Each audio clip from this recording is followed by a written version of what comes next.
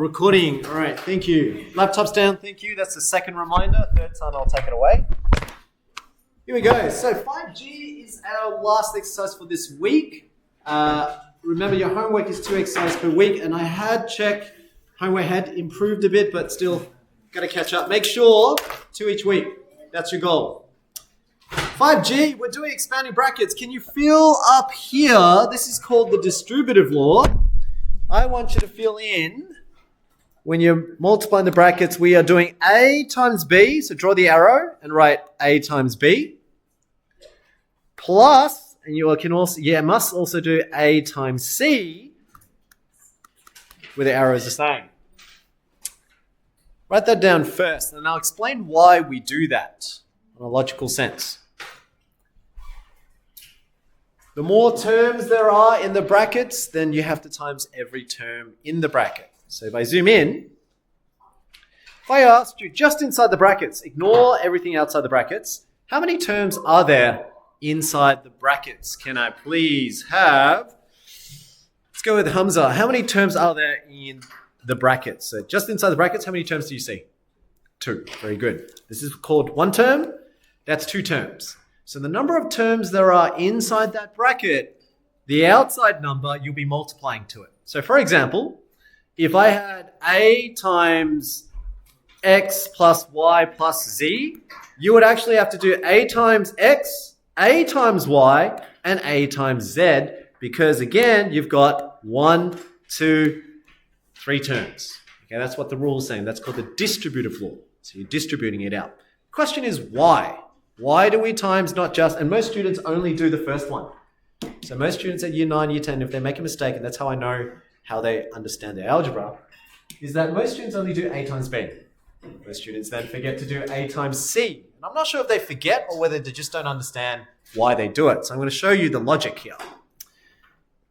Let's take 3 times 7. Now I know the answer is 21. Okay, you learned through your times tables. 3 times 7 is 21. Okay? But I want to know, what is actually 3 times 7 truly meaning? What does 3 times 7 actually mean? How do I actually prove that it's 21? What does 3 times 7 mean? 7 times 7 times 7. I mean, plus. Very good. So not times, but it's 7 plus 7 plus 7. That's how you know it's 21. But that's what 3 groups of 7 means. 3 groups of 7 means that you've got 1 group, 2 groups, 3 groups. Write that down. So I want you to see the pattern here. Okay, I want you to see the pattern. So 3 times 7, which means 3 groups of 7.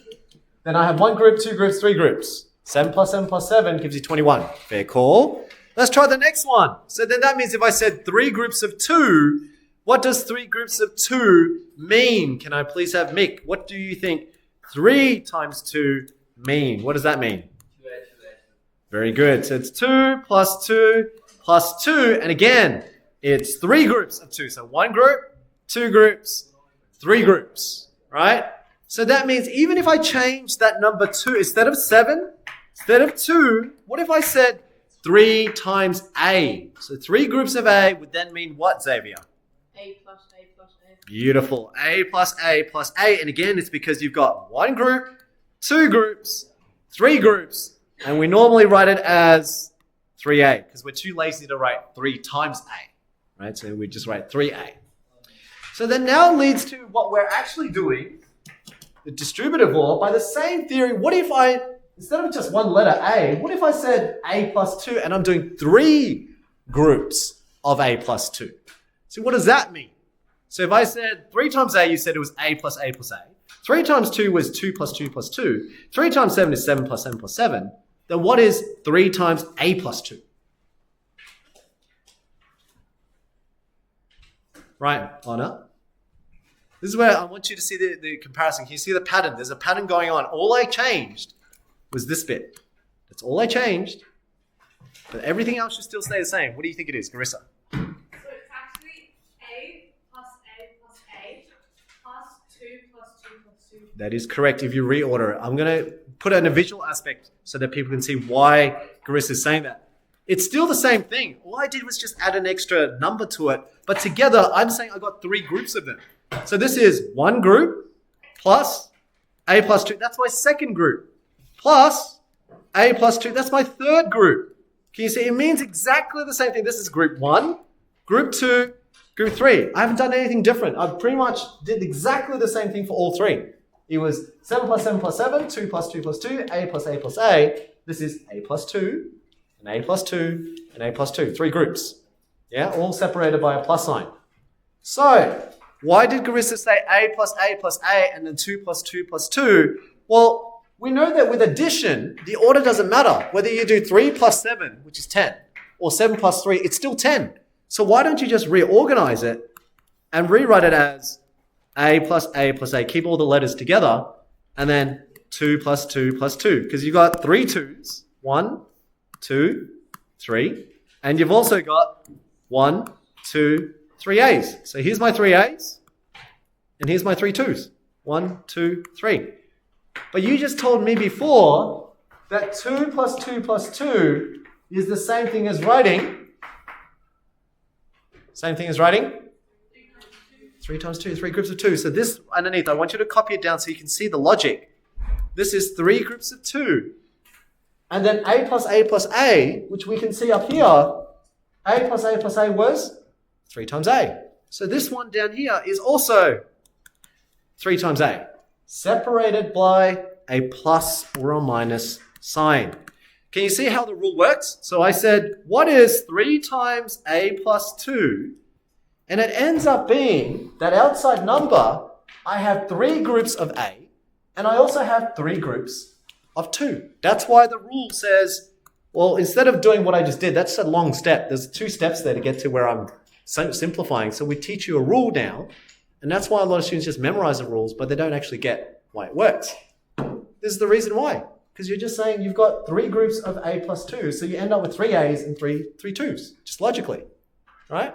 So here, to simplify it, when they teach mathematics and they teach students to memorize this, most students know how, they don't know why. And so if I changed it a bit, if I put a negative inside, put an extra letter in there, a lot of students give up because they don't get what it actually means. But if you understood primary school times tables, you totally understand this one too. It's the same thing. It just has an extra letter visually. But mathematically, it's still the same. Nothing's changed. Okay, so today's lesson, you're just learning this bit. So if my theory didn't make sense and it didn't really gel to you, or there's a lot of misconfusion there, it's okay. This is the skill we're trying to learn. We're trying to learn that if you're doing 3 or a number outside times whatever inside the brackets, you just need to make sure all the terms inside the brackets are multiplied. Okay, so let's do an example together. Here's an example. Let's do this one. So let's do the short way rather than doing the long way. So instead of doing 4 groups of B plus 3, so instead of doing B plus 3 plus B plus 3 plus B plus 3 plus B plus 3, it takes too long. So we're using distributive law now. We say, all right, well, I know according to the rule, I understand it's 4 groups of B, and I'm going to end up with 4 groups of 3 as well. That's the second bit is what a lot of students forget. So can you please make sure to do the working out here. Don't just write the answer. I want you to write 4 times B, so you remember it's 4 groups of B, and 4 groups of 3. I want to see that step, okay? Because then you avoid just memorizing this and you understand it's 4 groups of everything. You end up with 4 of B's and 4 of 3's. So together, now we can simplify it. So I did 4 groups of B, which is here, 4 groups of 3, which is here. Let's work them out together. What's 4 times B? What's another way of writing 4 times B? Let's go with Josh. 4 times B. Yeah, or just 4B. Yeah, we're too lazy to write the time, so we just write 4B. Well, B times 4 just means B4. Yeah, same thing. B4 or 4B. Traditionally and conventionally, we write 4 first, so numeric, before alpha, meaning alphabet. So 4B plus, what's 4 times 3? Can I please have Chen? 12. Now, using what you understood from 5C, can I add these two together? Can I add 4B and 12 and say I've got 16B? No, they're not like terms. So these are 2 terms. This is 1 term. That's 2 terms, but they're not the same. One has a B and the other one doesn't have a B. So they're not the same. So you can't add them. That's all you do. So that's today's lesson. That's your final expression. 4B plus 12 is the correct answer. So I want to see question method, answer. Okay, I don't want you to skip steps. I want you to actually lay it out so you understand. And when you revise it, that tells you a lot of information to help you remember how to do the distributive law. Okay, let's do another one. Let's have a look at this one. So I'm going to leave it on side by side so you can see the pattern. This one, yes, it has a negative at the front, which scares a lot of students, but it's still the same thing. The number is -2. So according to the theory or according to the law, we say it's the number outside times by whatever the terms inside the brackets are. So you need to do -2 times A and -2 times -5. Now, a common mistake that students, if they skip steps here, this is where a common mistake will happen. So I'm going to show you where it is. I want you to actually still write the steps. So it should be -2 groups of A and -2 groups of, now what's the next number? -5. A lot of students just write 5 because they're just looking at the numbers, right? It's not just the numbers, the signs come with them. So it should be groups of -5. Now, why does that matter? -2 times -5, what does that become? 10, positive 10, not -10. So that sign matters. And that's what students miss out on. They miss out on the sign, and that's why the layout is important. So all I did was -2 times A, so I wrote it down. -2 times -5, I wrote it down. And in between them, separated by a plus or minus sign, because that's one term, that's your second term. Let's do it again. What is -2 times A? Let's go with Fitzroy.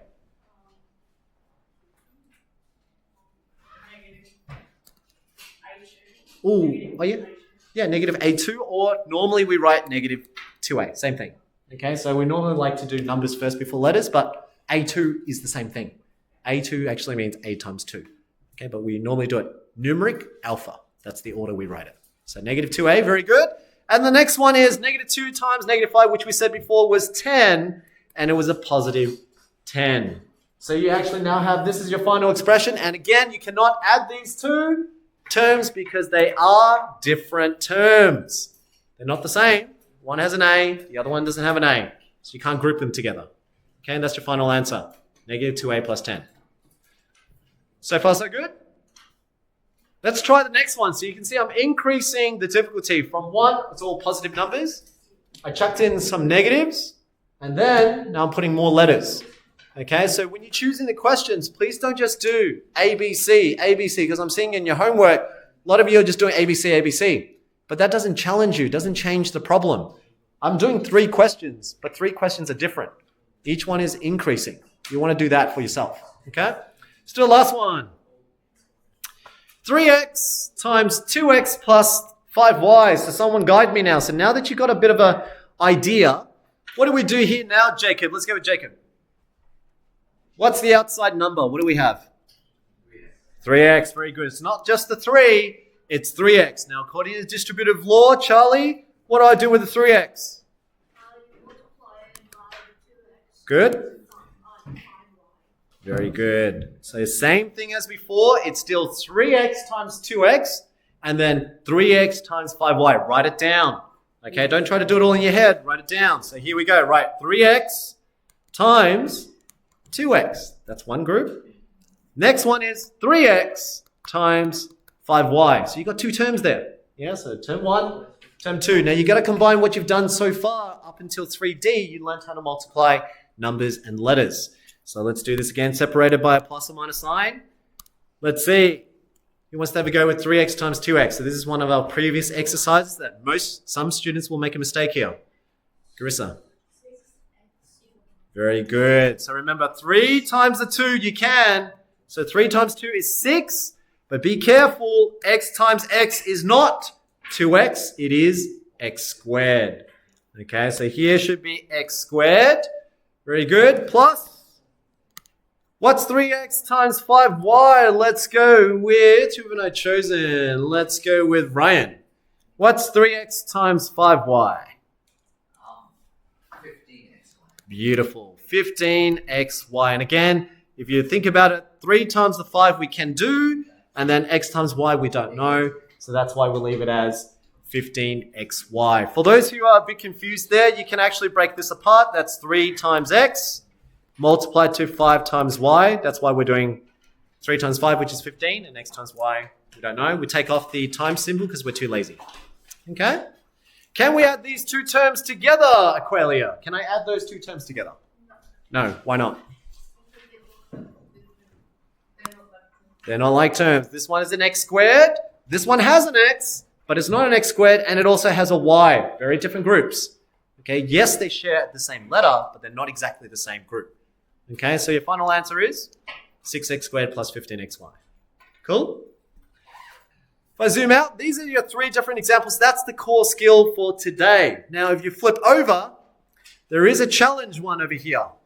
Okay, there's a challenge one, and I'm going to do that last one with you because there is a common mistake. Here we go. Flip over once you're done. Now this one, where's the common mistake? I'm going to highlight it to you. It's that -2. Your layout matters. If you're going to skip steps, this is where mistakes happen at year 8. Okay, so that -2 is key. So let's do what I taught you before.